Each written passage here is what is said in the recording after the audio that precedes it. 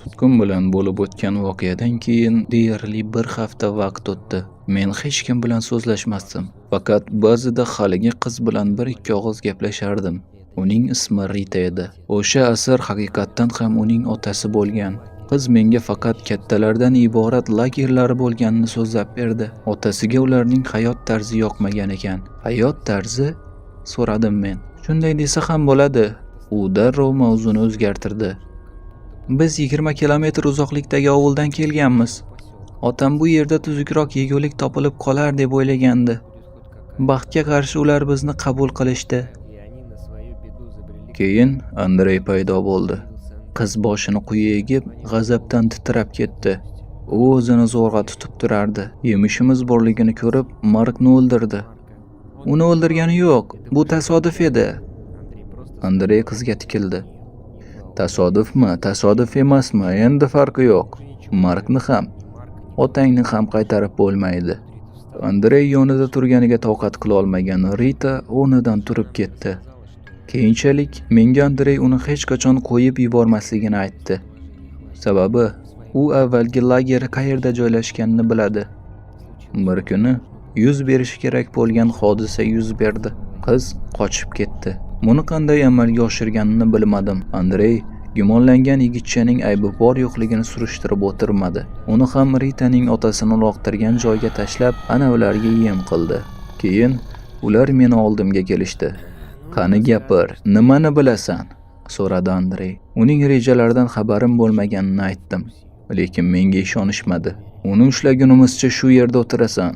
Meni yerto'ladagi qafaslardan biriga qamashdi. Zimistonda qancha o'tirganimni bilmayman. Kunda 1 yoki 2 marta yegulik keltirishardi. Qiz ulardan ancha olisga qochib ketgani ko'rinib turardi. Kunlardan bir kuni kimningdir ovozi meni uyg'otib yubordi. Qani o'rningdan turchi? Qizni ushlashibdimi? Shu yerga qamashmoqchimi? Ey, chaqqon, sen ozodsan. Chaqqon, faqat Rita men bilan shunday hazillashardi.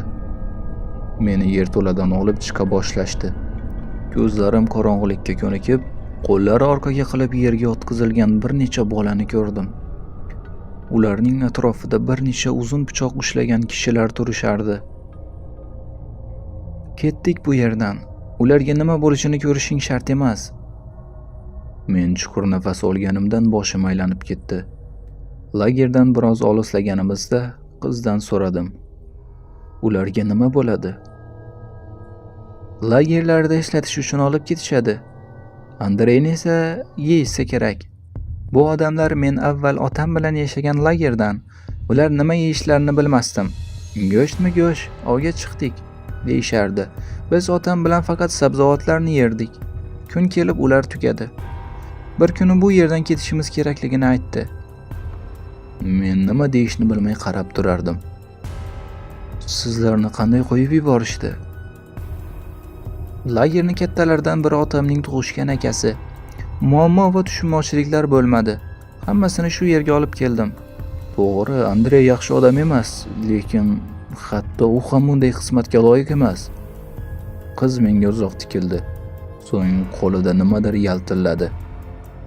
Balki sen haqdirsan. U bunga munosib emas.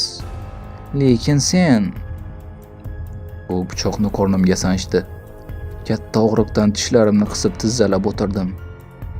Mana sen munosibsan. Seni deb otamni o'ldirishdi. Qiz meni oyog'i bilan itardi. Ortimdagi chuqurga dumalab ketdim. Tubiga yetganda boshim nimagadir urilib hushimdan ketdim.